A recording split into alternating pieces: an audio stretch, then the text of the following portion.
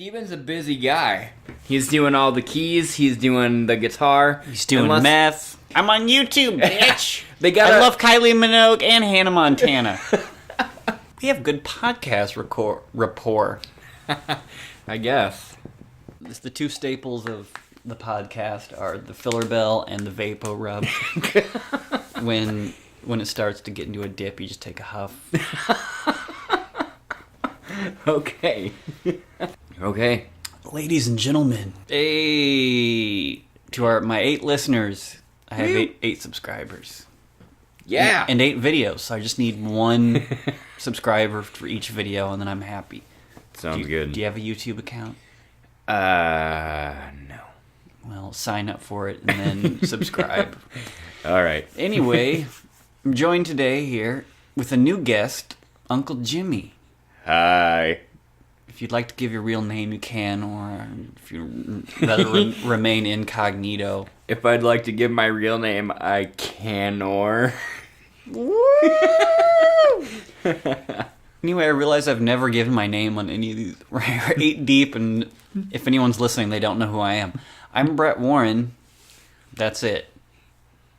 I enjoy Uncle Jimmy, so we're just going to stick with that. Today we are doing At War with the Mystics, Flaming Lips. Woo. 2009? 2006.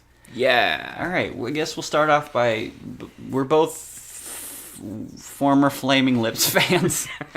We can go ahead here and talk about our severe decline in Flaming Lips fandom. Well, they're one of those bands that you can't really help but enjoy it. They're just very happy, fun things. Now, when you listen to the albums, it's not so much, but the live performances are where they were. And I first started the decline. Well, let's rewind and start with how did you fall in love with the Flaming Lips? What was your introduction? Honestly, my introduction to the Flaming Lips was the Parking Lot Experiment, which I thought was incredibly interesting, and I started listening to more of their things because I was like, if that's... You have to explain that because I don't know the Parking Lot Experiment. Is that like similar to the Zyreka thing? It is similar, but basically what they did is I forget where they did it, but it was basically just a traffic jam that they mic'd and then made a song out of it. And then there's also in the early days, I forget the guy's name. I'm sorry, but they claimed him to be a 5th member of the band, and his instrument was the soundboard. So he would screw around with them while they were playing, so they had no idea like what it actually sounded like. In 1996, I was 12, and I didn't hear of it probably until I would say maybe 2000 is when I first listened to it, and I was just amazed. And at that time, I was doing a lot of stuff with music. I was playing in a lot of bands, and to just have that amount of creativity is really what got me. And from there, I mean, there's Zyreka, and there are plenty of other things that they did that were just unheard of, especially again the live show of just being incredibly positive and powerful. And it was like that. I hate to quote the DVD, but it really did feel like listening to them was more of an experience as opposed to just there's a song on. Yeah, it was very personal. And so that was the beginning. Yes. When did it start to taper off? Because that's the theme of this podcast. Right. When it started to peter out. I was really excited because I hadn't had any sort of cable for, I don't know, 2 or 3 years. And then I got cable back, and there ended up being an on-demand thing. I don't even remember what it was called, and I don't even remember where they were playing, but they were doing a show somewhere, and the only thing that I could focus on was they did an interview with Wayne before, like just before he went on stage, and it just, like, the way that he talked to that reporter, it was just like he wasn't an actual person. It was like he is just a robot that is in a band. He sold out, man. And then he sold out, Wayne. Wayne, yeah. I assume you're listening to this. Yeah, probably. He sold out, bro. Yeah. And what, like, I can get past that, you know. You're getting hyped up for the show. You don't really know what to say in an interview. You don't want to answer a bunch of questions. But what really got to me about that show is that at every concert I'd ever seen him at, they always had bunches of people on the side of the stage wearing different sorts of costumes, doing different things with props. And at this particular show, it was just like, it was all women that were on both sides of the stage. And I felt like, because I was so personal with this band, I felt like excluding men from that really gave me a bad taste in my mouth. Because it's a celebration of humanity, not a celebration of women, you know? In rabbit costumes. Yeah. Yeah. I got into them at the time of Yoshimi, like most of the general public. Before that, I knew them from the Batman Forever soundtrack with still my favorite song, Bad Days. Everything I like from pop culture comes from Batman movies. So they had a bunch of albums that I went in reverse after I liked, Yoshimi. So I had one album and one song that I loved, and then went backwards and listened to everything, which I generally liked. So the tipping point for me was right at War with the Mystics, what we're doing now. So before that, it was loved them. Loved how just acid-drenched, bright sunshine weird they were. And there was no other band like them. I remember like seeing them on TV and people talking about them, and it was like, this is the weirdest band I've ever seen. Yeah, so when did we see them? Like, we guessed like 2011 or something in Chicago. Yeah. And it was fun, and but I was really sober, and they were clearly catering to their audience who were tripping on acid for the first time. It was like, cool, dude. Now, I was drunk, and that show was them performing the Soft Bulletin in its entirety, and the first show sold out really fast. And when we went together was the second night. They added another show. You had been at two. Yeah, I went by that point. Yeah. Was it the same set? It was, yeah. I mean, it was the Soft Bulletin in its entirety, and then the Dark Side of the Moon stuff for the encore. Yeah, and that's not a disqualifier. I mean, some bands can make the same set fun. Yeah. Bulletin nights. So, At War with the Mystics was 2006, which I was okay with. It was like, yeah, right. It had some cool songs. I especially liked the last song, Amargam Schmumpy Trump.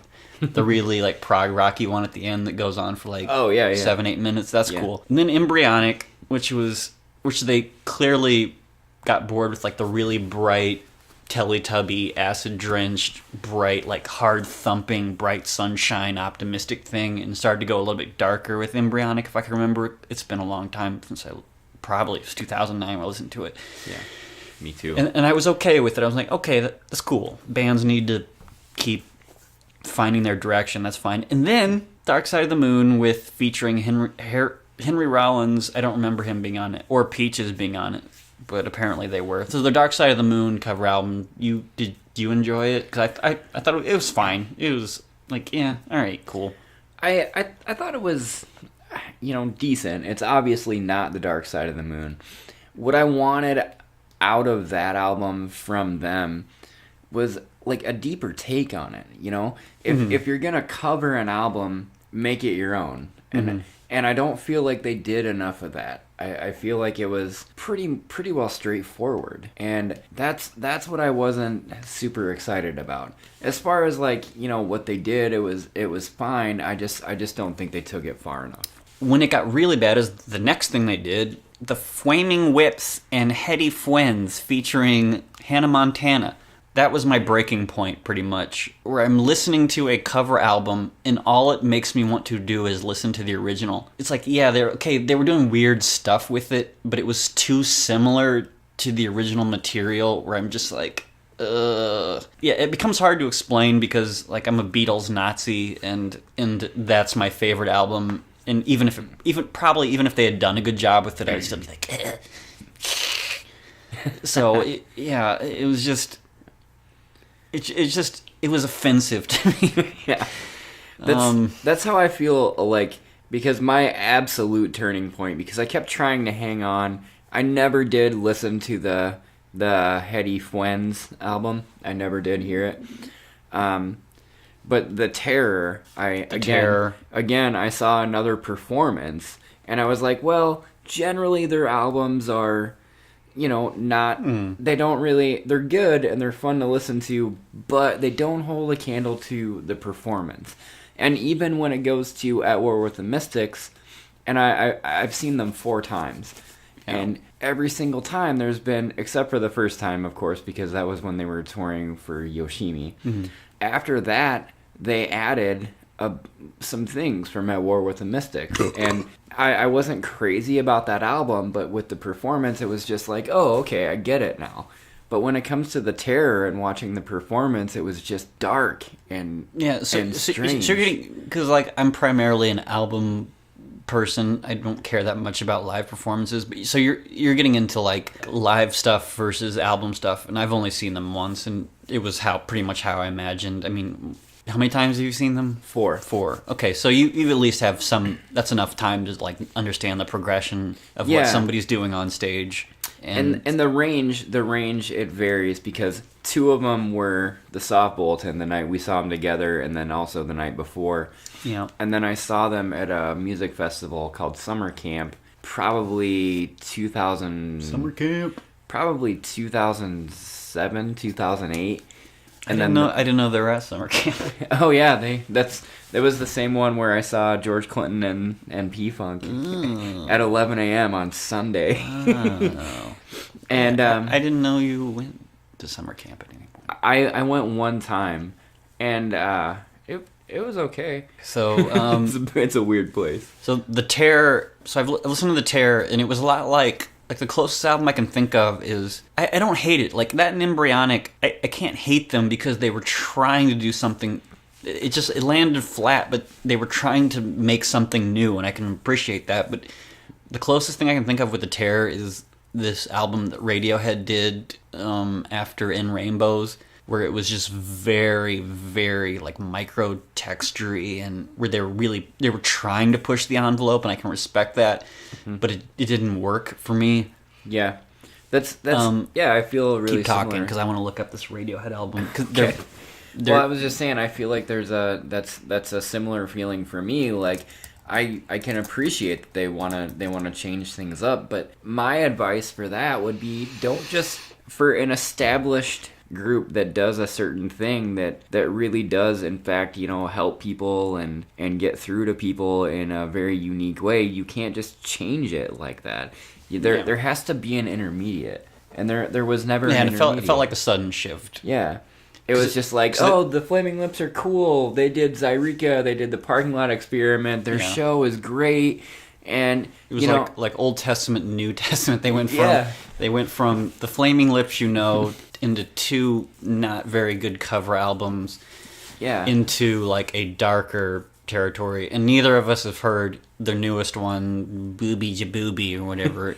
Jimmy. But anyway, King of Limbs was the album I'm thinking of. 2011. What was the Terror? The Terror was 2013. So okay, like 2 years apart. Yeah. So I was thinking of Radiohead's King of Limbs, where it's like there's nothing really to grab on. There's not like any big visual soundscapes to latch onto. It's very like sort of biological and sort of thing. Whatever. If anyone's heard it, they sort of know what I'm talking about. But all right, enough's enough.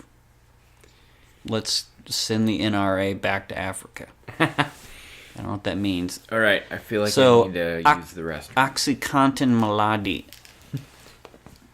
Okay, we're back from PP break. Anyway, we just figured out there's a difference. Okay, so 2012 was the Flaming Lips Heady Fwends, which we haven't figured out what that is yet. But 2014 was with a little help from my Fwends, so we have to do a little caveat there that Darkside and Fwend in their Beatles thing weren't back to back. So we're trying to figure out what Heady Fwends is. Help me, Wikipedia. The Flaming Lips and Heady Fwends is the first album of the Fwend series by an American rock band, The Flaming Lips, in collaboration with various guests. That doesn't help me at all. I just wonder if Miley Cyrus came up with the name. Are these covers? I don't... Okay. They're featuring... I guess these are all original, so no, I have not heard this one. I don't know. Tasered and Maced, Girl, You're So Weird, Is David Bowie Dying, I'm Working at NASA on Acid. I've heard Children of the Moon. We should have done this one. This might be the quintessential F*** You Flaming Lips album. Children of the Moon isn't bad. That's come up on my Pandora. Alright, well, we'll save that for another time. Yeah. This is going to be like an 8-part Fwend series. Yeah, we'll do our own Fwend series. Mm-hmm. I have some weird feeling that Wayne might actually listen to this at some point, which I'll say, hey, dude, you're great. I know every band turns to shit at some point. Even the Beatles did for one album, so even though that's still better than everything you ever did. So f*** you, Wayne Coyne. I won't even say f*** you, Wayne Coyne. I'll say, hey, thanks for listening. Tried to meet you a couple of times. Just because I'm talking... I showed up at your house in, in Texas, Oklahoma, wherever you live. Yeah. I tried to break in. Sometimes when my insomnia is going crazy, I just put on UFOs at the zoo and I watch it. And that part where you're calling the... I think it's an otter. You're calling him, like, saying, like, he looks like a weird guy in the suit. That's, like, as far as I can last. There's a lot of respect for the stuff that's happened. I liked you until a certain point, and then I realized I don't do enough drugs. So here's At War with the Mystics. Yeah! How long was that intro? That intro is longer than some of the podcasts. Here's the yeah song. It's another sort of maybe their one with like a acid-drenched Beach Boy influence. I don't know. I think it's a solid song just based on F*** the System. If you could what? Blow up the world with a flip of a switch. With a flip of a switch. Would you do it? If you could make everybody poor just so you could be rich. Yeah. While you just laid on your back, would you do it? Would you do it? This is one of the songs that I like off of this album. I chose this because it's definitely a transitional album, and it's the only one really, because they go from classic Flaming Lips, take that for what it's worth, to the direction they went, and this is kind of right in between, where it's not quite the same thing. It's more like snappy and like more rapidly forward moving. There's like a faster paced energy to it. Yeah, like they were doing a different drug. I don't know what. It's a transitional album, but it's not transitional to where they went. Yeah, I don't know. It was they were a transitional album where they didn't quite know what they wanted to do. So it was more in the ballpark of what they had been doing as opposed to where they went. Right. And Free Radicals is one I really like too. Oh, and because it's been a long time since I listened to this, and one thing I noticed is his vocals changed a lot, where it's not, his vocals are like down in the mix more, and he's singing slightly different. Yeah. He doesn't sound as much like the just weird dorky guy. Because, like, the lyrics were important with the Flaming Lips, not the tone, you know? And I mean, I'm not saying, like, he's a shitty singer or anything. I'm just saying, like, the weird sort of just, like, I'm Wayne Coyne, I'm passionate about singing these things, you know? And it really showed through. And on this album, I don't get a lot of that. Yeah, he's definitely down in the mix a little bit. It's more conventional. And it sounds like he's not doing like his exaggerated, the quintessential sort of Wayne Coyne, like his ultimate vocal is Bad Days. Yeah. And it's a great song, you know? But I mean, he's not on key the entire time. Like, he's just doing it, you know? I always enjoy watching this song on UFOs at the Zoo, though, with Steven with the blow harp. Is that what that's even called? Mouth harp? I think we watched that once. Yeah, we did. Or they're just interviewing people in line the whole time. Yeah. Well, I mean, there is a performance in there. It takes a while to get there, but... All right, that was the song. Here's Free Radicals. I like this one, too. So... I remember I was, like, second row at summer camp, singing along. This is as far as, like, being in the crowd and singing along to a song, this is my second favorite, only second to Terrible Lies by Nine Inch Nails. This is one of the few times he does, like... Is this Wayne sings? Yeah. This is like the only time he ever did falsetto. I think Steven might be doing the falsetto in the like the weird background. Like it seems like anything like weirdly vocal that isn't Wayne is definitely Steven, and he's got a lot of tools to be able to do that kind of stuff. Is it just the two of them left at this point? Because any promotional materials I see, it's just him and Wayne. As far as I know, it's only ever been them as official members of the band. And then for the longest time, it was that fat, bald dude with the sunglasses. Yeah, he was... And I think he's Wayne's brother. Yeah, his name's Michael, and he's the bass player, and he's always been the bass player. But then Cliff was the drummer for like 10 years, and I'd heard that they fired him. This is way too much information for my podcast. Usually I'm doing this, and whoever I'm doing it with is just like, I don't know. Or I'm just about how much I hate the album. Yeah, I really do like this song. And this is another one that they put in to their performance, like, except for the soft bulletin, but... I mean, and they always open... Every time I've seen them, they always open with Race for the Prize. Like, every time. Which is a great song. Yeah, I think like where it becomes a purposeful departure, because when I think of the most iconic things of what makes the Flaming Lips is huge thumping kick drum. Yeah. Basically Wayne Coyne's voice. Yeah. And something else that I can't think of. But so you've got kind of the kick. It's a little bit subdued. I feel like there was a very clear statement here in the first two songs where it's not just Wayne's clear voice coming through as the narrator, because he's always kind of like the circus narrator. Yeah. And like with this one, you kind of have like a veiled falsetto going on this one, kind of in the first song too. So it felt like a bit of a statement there. All right, that was Free Radicals. Here's a commercial.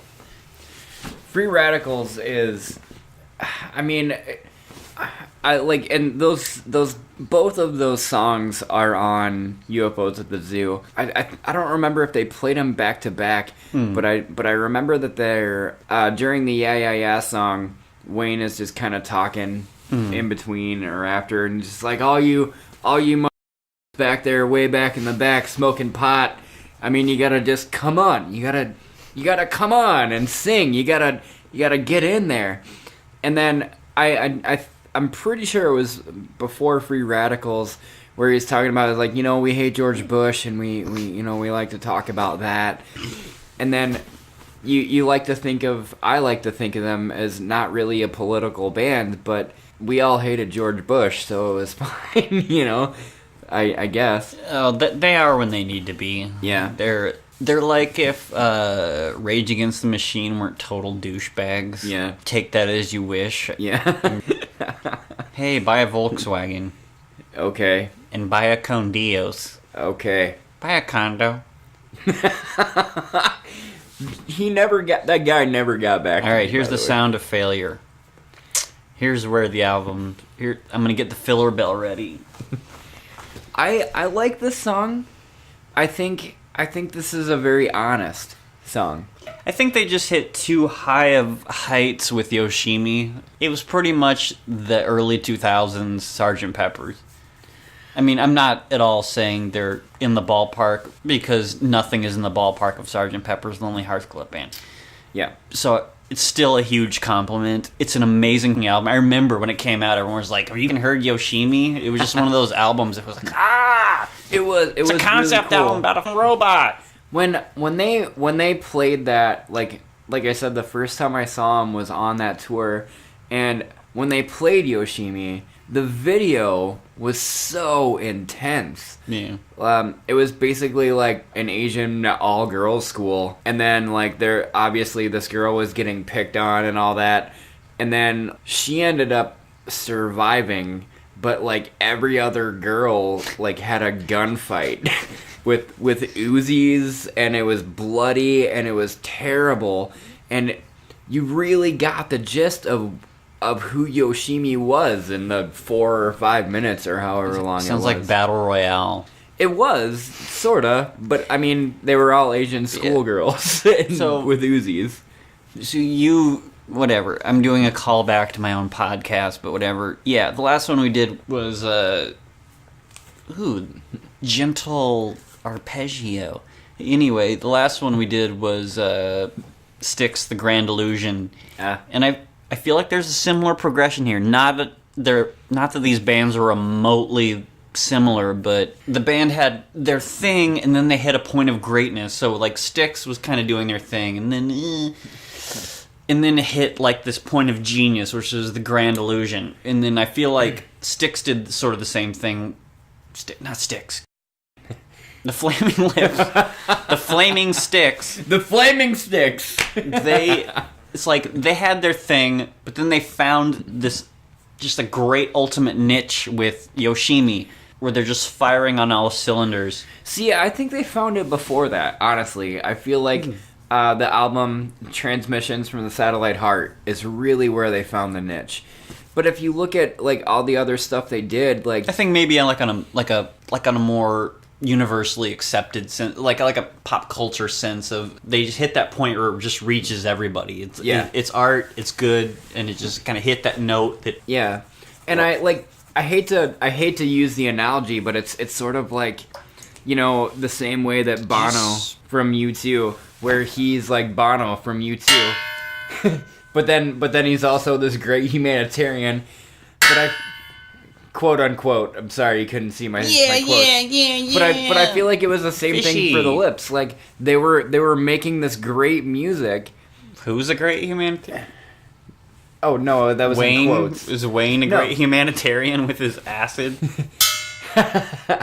Well, no. The way I can use that is like the Lips as an entity are like this great band that can like, put out these albums with the niche, but that's just like funding the artistic experiments, Like it's weird to say it like that, I guess. Are you saying everything they did up till 2006 was just to fund the rest of the things they've done till 2018? No, not. Ooh, not and I at have all. a good idea.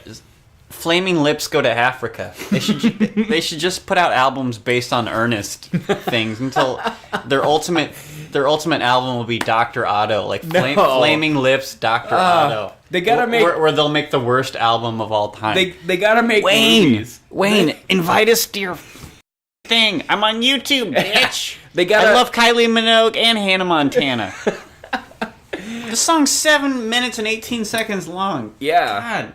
All right, we have to talk about the actual song. All right, listen. It's Muzak. It is. It's the worst song on the album. I mean, I don't even remember what else is on here. Hey, everybody, try Sabra. It feels good, and there's fresh flavor. You remember that episode of The Office where they got bought out by Sabre, but they thought it was Sabre? They made the song, like Andy and Aaron made the song, and like Gabe from corporate's like, I'm gonna film it and put this on the corporate website, and they like kept screwing it up and saying Sabre. Bo body. We have good podcast rapport. I guess. I don't know what a podcast is. I'm just talking. You talk into a microphone and then hope somebody listens. That was the sound of... God, it's still fading out. We still have a minute left. All right, I'm going to skip it. No, don't skip it. Right, I'm going to turn it up because I can't hear it. All right. I hear birds. I hear the sound of laughter. Oh, you're playing the soundboard. Wayne, give this guy a membership. I hear Mellotron. I'm instantly a sucker for it. So I take back everything bad I said about this song. You know what though? Yeah, I love Mellotron. We should do. Still gets the filler bell. We should do this one, and then we should do the other one, the new one. And then we should also do In a Priest-Driven Ambulance. I'm not going to turn Flaming Lips into a series. Unless no one else wants to do podcasts with me, then we can turn into a series. All right. But I'm not giving the Flaming Lips this much attention. Fair enough.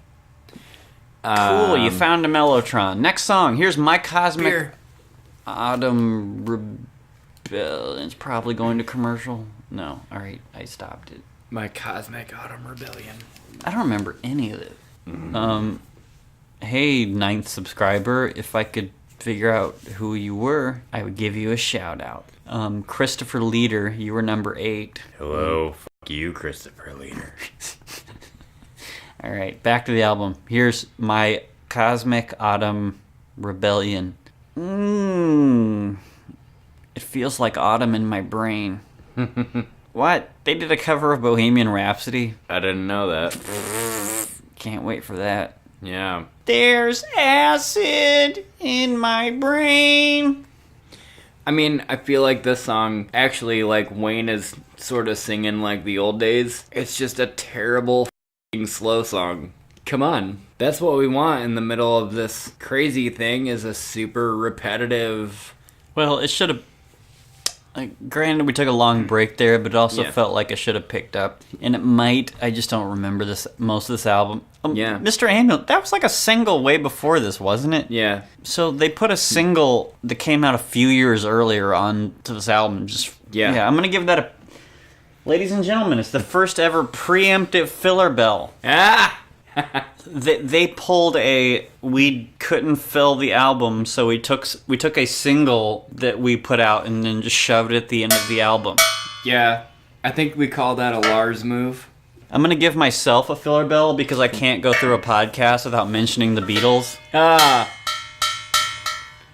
Number 9. I don't know who Nancy is. Me neither. Now it's picking up. Yeah, but not really. Isn't that awesome? Oh, yeah. Totally. Jason goes, I go, we have 9 subscribers now. Woot. And he goes, it's practically doubled. See, it's cool. Alright, let's try to describe the Flaming Lips sound. Alright, the guitars. What's going on with the guitars? It's very, like, the farty grunge guitar sound. Yeah. Alright, that's it. That's the missing piece I was thinking of. It's like Wayne's voice, the super heavy kick drum, and the farty, grungy guitar sound. So it's like the... I mean, Steven's a busy guy. He's doing all the keys, he's doing the guitar. He's doing meth. Well, heroin. It was heroin.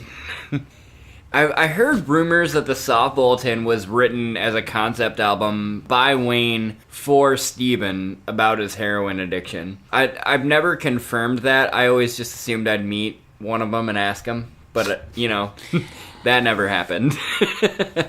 Alright, I'm gonna look up the lyrics to this. What song are we... My Cosmic Rebellion. Autumn Rebellion. My Cosmic Autumn Rebellion. Autumn. They tell us autumn's a-coming a-soon and everything around us will die, blah, blah, blah, blah. Everything's dying. Yeah. Cool. Everything's dying. We got a new song happening now, I think. Oh, no. Here's Vein of Stars. Oh, yeah. Also slow. Also a slow one. Yeah. So they sandwiched the 2 upbeat songs at the beginning, and we're just... the next one... Not the next one. It really does not the pick one up. after. The one Does after. it? Yeah, Okay. It overtakes me. It's sort of... So I can actually see why they started to get bored here. It has to be hard. Like, I mean, I don't love this album at all. I don't love it. Me neither. But I, like, based on all the stuff they did in the past, I can respect it. And... Oh, it's by no means bad, and this isn't the... I need 2 different filler bells, because this isn't the real filler bell. Sometimes I listen to these albums on these things, and I'm just like, skip. Yeah. It's the skip filler bell. This one's like, it's fine. It's good. It's good, easy listening. Yeah. And, But, you could tell they just got a bit bored. Yeah, and, that's why I don't like the current stuff, and why the downturn, because, I get it. We all got bored. Everyone got bored, including the band. You can't be amazing all the time, you know? At some point, it has to be... You have to become humans to your audience. And I think that's what they did with this album, which is totally cool. I think the formula... The general Flaming Lips formula had kind of run its course at this course, of course. Yeah. I think maybe they thought it did, but I don't think it really fully did, because you feel they could have gone backwards and sort of stripped down their sound a bit. Yeah, that's true. And just gone back to a more raw thing. but bands don't really do that. Yeah. You always want to move forward. Yeah. And do something weirder and stranger and new. Yeah. And, yeah. Which, like, you know, like, both as an artist and as a general person, that's a rule of thumb. Like, you want to be moving forward all the time. You want to move forward and get Hannah Montana. Yeah. To guest star on your album. Right. And I heard a story about the Lips just showing up, in quotations, just like randomly showing up at one of her concerts, and then they like did a song together, and I'm like, that doesn't happen.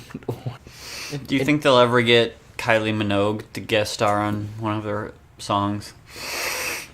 I don't know. I mean, I don't have some Vapor Rub. I don't know who. Oh god, that's terrible. Kylie Minogue. I don't know who that is. I just can't get you out of my head. No. Now you're loving you. She's from England. Okay. And Wayne Coyne's in love with her. Hey, Wayne. I have nothing to say Shout out to Wayne. Alright. I have nothing to say about the song. Like, generally I try to, like, critique the actual music composition, but it's elevator music. Yeah, it breeds conversation about Kylie Minogue, apparently. And we're watching Psycho 2. Because London needs to be in the podcast. Yeah, alright. Outside of song 1 and 2, this has all just been filler. I'm sorry. Wayne! Send me free ticket. Here's The Wizard Turns Me On. Yeah, I don't remember this song. Hey, Wayne. I have an idea for your concert. You should get, like, a giant orb of Vapor Rub and then make it explode on the audience. Here's a commercial break. Oh, I'm remembering a story. The next 30 minutes. Wait, didn't we talked about this. It was just before The Terror came out and Wayne and his girlfriend broke up. And then he murdered her? I doubt that. I mean, maybe. He is a celebrity. But I do remember hearing a story, and I might have read an article about it, about, like, him having the remote control vibrator with his girlfriend in the crowd. And I honestly thought that she was his wife. Oh, like he's up there like... He's like, whenever I want, I'm gonna do this. That was like in The Matrix. Remember, The Matrix 2, and the French dude is like, he's like, you don't understand causality. And then he gives the woman at the table in the restaurant they're in an orgasm via the Matrix. And he was like, alright, whatever. Can I have an orgasm via the Matrix? Just curious. Either Morpheus or Mace. Not Mace. Yeah, no, what is that guy's name? Keanu Reeves or... Damn it, I have to look up his name. I don't remember the other guy's name, so I picked Keanu. Keanu, give me an orgasm. Samuel L. Fishburne. So, who would you rather have an orgasm from? I don't know what the parameters of this question are. If you were in the Matrix, who would you rather have give you a virtual orgasm? So you're basically asking me, if I were in the Matrix, who do I want to be God? Keanu Reeves or Samuel L. Fishburne? Are you sure it's not Lawrence Fishburne? Lawrence J. Fishburne. Yeah. Whatever, next song.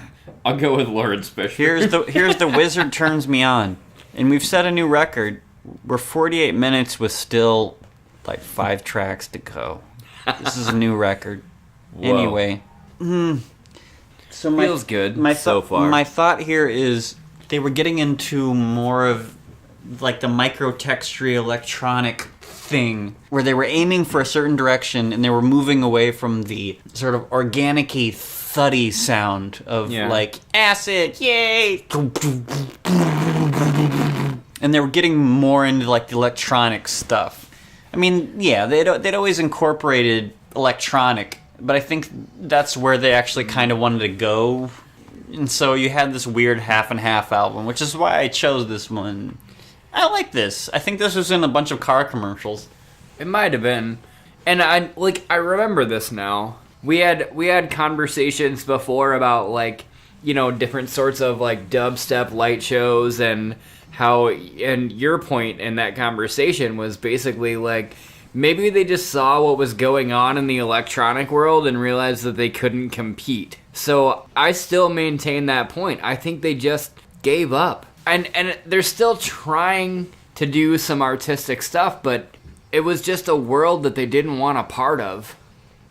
This is cool. Like, it's a good, like, background, easy listening album. It just doesn't grab your attention. I mean, it doesn't grab my attention. I'm not going to speak for you, but, like, it's fine. Like, the whole album's fine. It's just, other than the first 2 tracks, which are great attention-grabbing tracks, the rest of this so far has been, mediocre. Like, Flaming Lips elevator music. Yeah. And it's fine. Like, it's something you can fall asleep to. And, like, that is a lot of the actual albums. From, like, here on out, that's a lot of the stuff that I've heard is, like, Flaming Lips elevator music. And maybe it's just the progression of drug use. It's just a natural progression. Well, I don't think so. I mean, at least Steven is sober, right? He had that heroin addiction, so I doubt he drinks The anymore. one guy spontaneously combusted. Ready? Call me up. Ring the phone. I'll pretend to be Wayne Coyne. Hey, it's me, Wayne.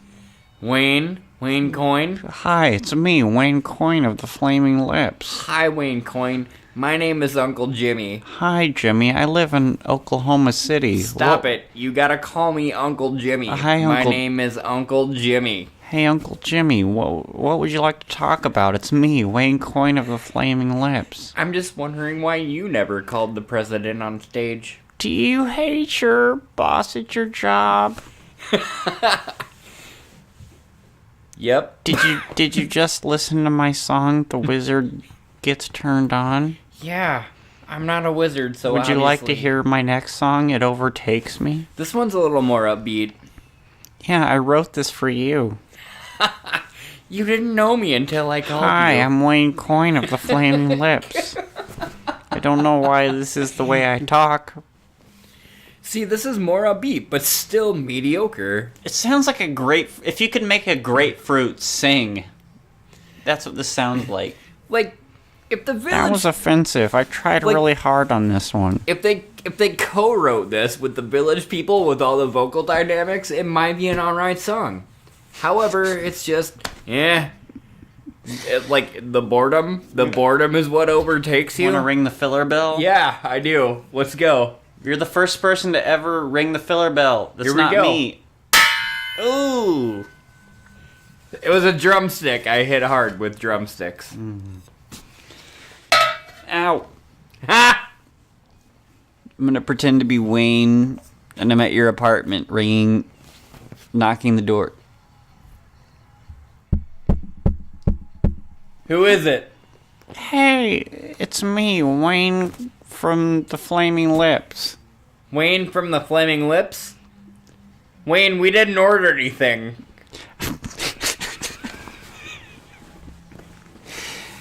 Yeah, hold on. Damn it. We did. I heard you didn't like my band. I mean, what band? Is it the Papa John's band? I do work for Papa John's now. I don't know why I talk like this, but I know, and the apartment you're looking for is in the building, just the next across the way. Oh, okay. I was gonna do a free live show for you in your apartment. Well, I don't know why my voice keeps getting more and more pathetic. I mean, if you're Wayne Coyne from the Flaming Lips and you're gonna do a free show for me in my apartment, you better have brought Steven. This pizza is drenched in acid. Okay, but as long as if you pay for it, I'll eat it, and I'll let you give me a free concert. Do you like movies about gladiators? Hi. No. In your dreams, you can buy expensive cars. Live on Mars. No, in my dreams, I'm banging Pamela Anderson 20 years ago. Okay, I'm gonna go see if the people down. You're clearly out of touch, Wayne. All right, that was That was It overtakes us me. giving up on this album. This is the quickest I've ever given up on. We're only 7 songs in. I like the next song. I do like the next song. If it's even the same one that was Alright. released like 20 years ago. Yeah, here's the one song they sandwiched into Oh my the god, album. no, we're only halfway through Oh this one. no. Hey, it's Dennis Franz. Oh yeah. Check this out. Wayne, it's Steven. Steven, We need to talk about your outlandish behavior. Steven, are you still doing drugs, Steven? Hi guys, my name's Cliff. I was the drummer for the Flaming Lips for 10 years. Hey, it's me, Hannah Montana. Can I be at one of your albums? Do you have anything good to contribute? No. Do you know Kylie Minogue? Yes. Hi, it's me, Wayne again. Let's have a serious talk about the music video that Erykah Badu got naked Came in. in like a cannonball. I've never seen the video, but apparently Erykah Badu got naked in a Flaming Lips video. Hi, Kylie Minogue. Hello, I is Kylie Minogue. The next song coming up is... I don't know why I sound like a black English woman. What's the difference? But whatever, I'm Kylie Minogue. Because I can only do one English accent, just like a generic one. Hold on. How do you tell, like, an English dialect versus a black English dialect? 'Cause you can, it's like, Go, get sorted. That just sounds like an English Hello. person. Hello, it's me, Kylie Minogue. Hello. I don't get it. What's your name? It's you from the Flaming Lips.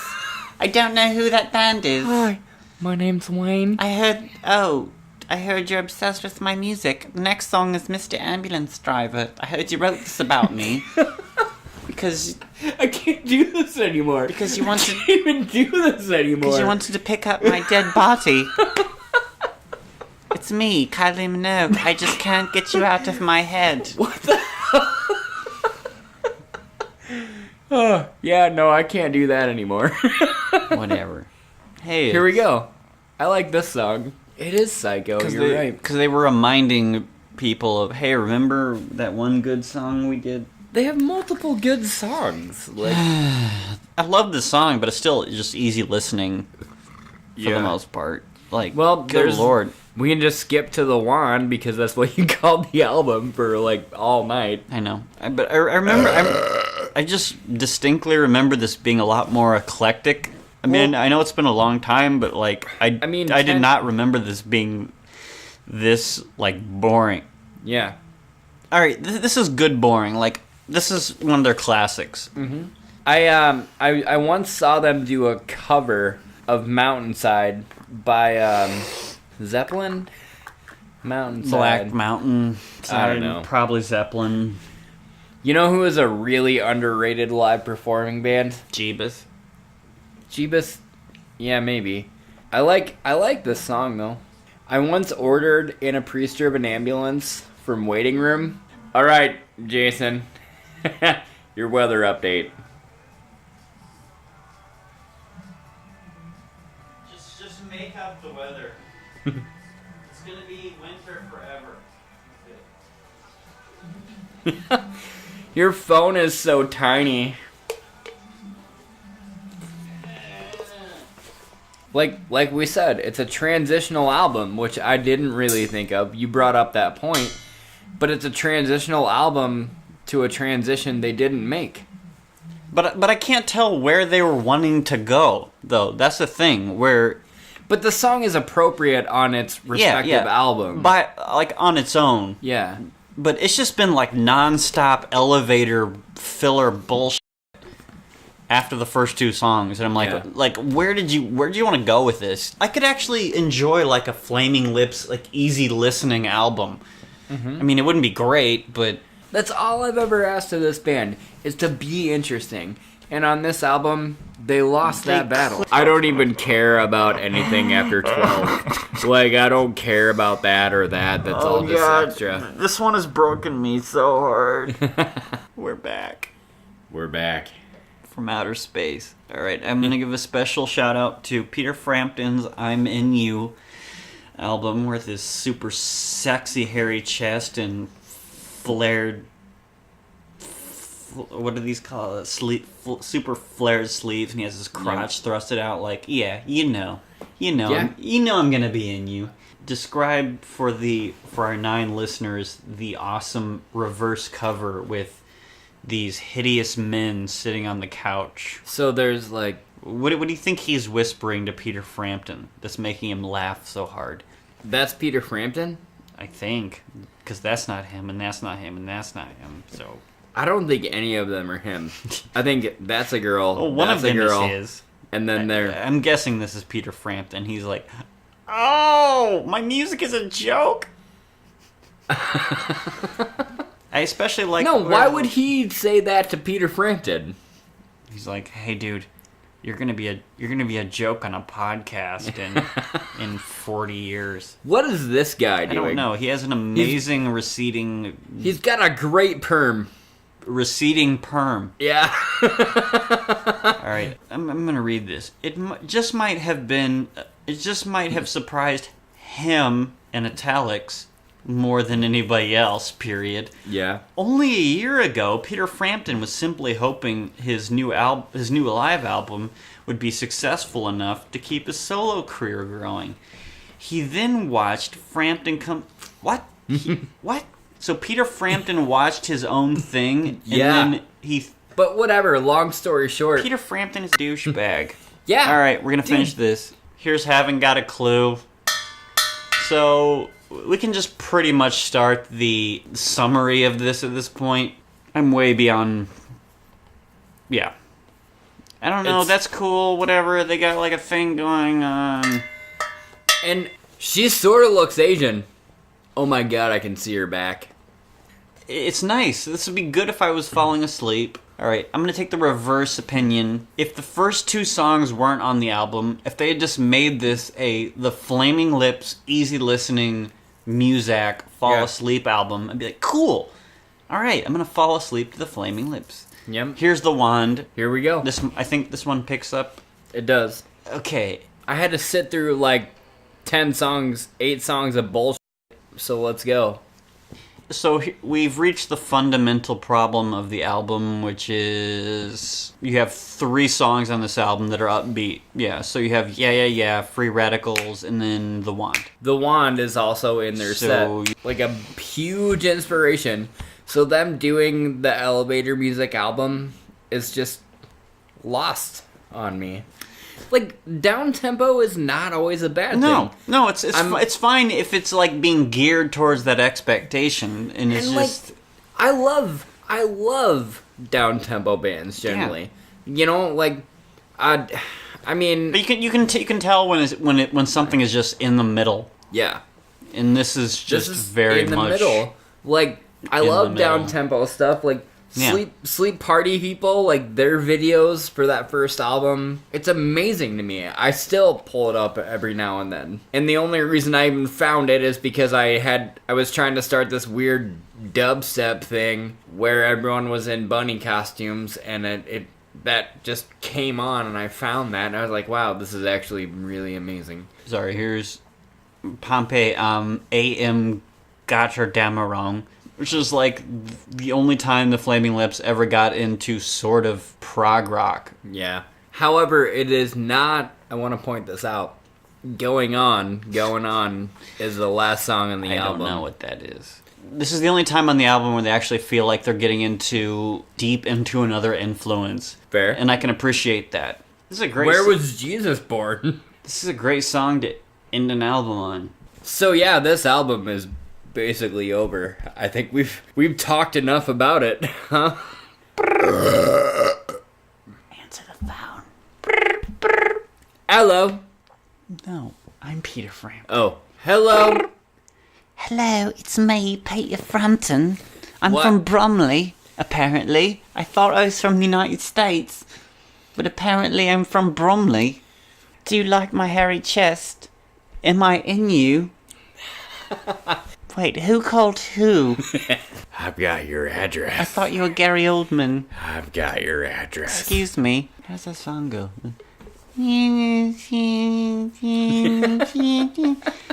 Alright, goodbye. Thank you, everybody.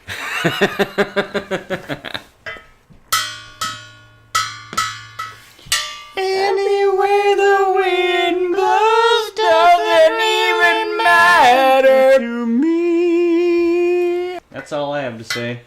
I'm gonna give it a retrospective. I'll give it right in the middle. I'll give it a 50%. 0.22222. I give it a solid 5. Okay, so that evens out to like a 5.11111. Nope, just an even 5. Take a huff. Goodbye, everybody. I'm Uncle Jimmy. May the eyes of the ranger be upon you. I mean, I don't love this album at all.